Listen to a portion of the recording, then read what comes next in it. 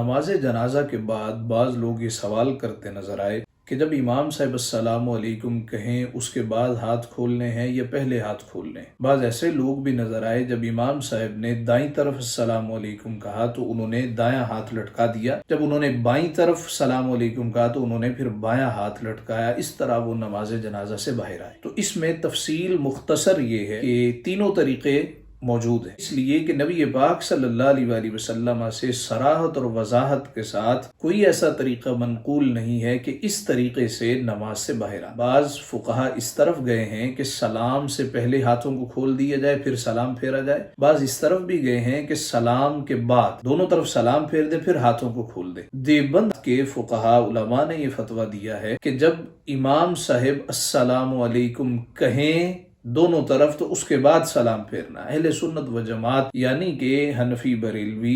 علماء فقہا نے کہا ہے کہ جب امام صاحب السلام علیکم کہیں تو سلام سے پہلے ہی ہاتھوں کو کھول دینا ہے۔ اس کی وجہ بیان کرتے ہیں، ایسا قیام جس میں مسنون ذکر موجود نہ ہو اس میں ہاتھوں کو باندھا نہیں جاتا بلکہ ہاتھوں کو لٹکا دیا جاتا ہے۔ تو چونکہ چوتھی تکبیر کے بعد کسی قسم کا مسنون ذکر نہیں ہے، بس نماز سے باہر نکلنا ہے، اس وجہ سے اہل سنت و جماعت حنفی بریلوی علماء و فقہا کے نزدیک السلام علیکم سے پہلے ہی ہاتھوں کو لٹکا دینا چاہیے، جبکہ دیوبند علماء کے نزدیک جب امام السلام علیکم کہے گا اس کے بعد ہاتھوں کو کھولنا ہے، اس لیے السلام یہ مسنون ذکر ہے۔ اور یہ قول بھی ملتا ہے کہ جب دائیں طرف سلام پھیرا جائے تو دایاں ہاتھ اور بائیں طرف پھیرا جائے تو بایاں ہاتھ، لیکن یہ کوئی اتنا مناسب طرز عمل نہیں ہے، اس لیے کہ کسی نماز میں ایسا طریقہ نہیں اپنایا گیا۔ بہتر، اولا، اعلیٰ، افضل، خوبصورت، بہترین طریقہ یہی ہے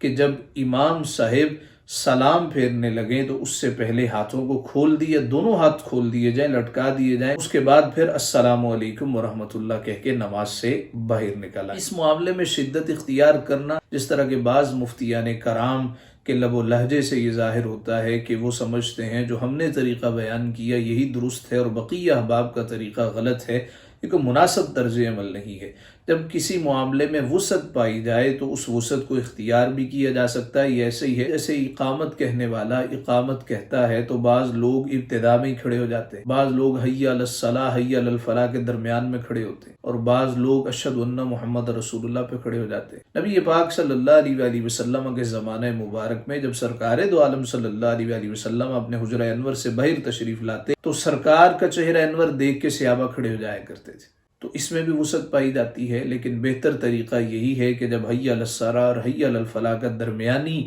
وقفہ ہو تو اس وقت کھڑے ہوا جائے۔ بیانی ہی یہی مسئلہ ہم یہاں پہ ذکر کر رہے ہیں کہ اس میں وسعت پائی جاتی ہے، لیکن اولا طریقہ یہی ہے کہ سلام لفظ سے پہلے دونوں ہاتھوں کو کھول دیں اور پھر اس کے بعد نماز جنازہ اپنی مکمل کر لیں۔